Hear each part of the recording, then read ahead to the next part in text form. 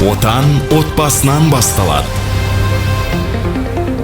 Әр шаңырақтың бақыты елдің бақыты. Қазақстанда отбасыларға жан-жақты көмек көрсетуге арналған отбасы бақыт мекені атты жаңа кешенді жоба жүзеге асып жатыр. Мұқтаж, көп балалы және жас отбасылар енді жалғыз емес. Арнайы отбасын қолдау орталықтарында заңгерлер мен психологтар сіздерге тегін көмек береді. Сонымен қатар көп балалы аналар мен қыз келіншектер үшін қолөнер мен кәсіпкерлік негіздерін үйрететін тегін шеберлік сыныптары ашылды. Бұл өз бизнесіңді бастауға тамаша мүмкіндік. Бұл жоба денсаулық пен бірліктің де мекені. Аудандар мен қалаларда үлгілі отбасы, әкем, шешем және мен атты қызықты спорттық және зияткерлік сайыстарда өтеді. Мұндай шаралар отбасыларды жақындастырып, өзара ауызбіршілікті арттырады. Осындай игі шаралардың арқасында соңғы 5 жылда елімізде ажырасу көрсеткіші 16%-ға азайды. Бүгінде отандастарымыздың 93%-дан астам үшін отбасы ең басты құндылық болып табылады.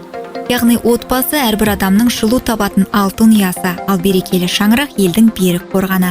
Мемлекет тарапынан жасалып жатқан осындай қолдаулар әрбір үйге сенімділік пен қуаныш сыйлайды.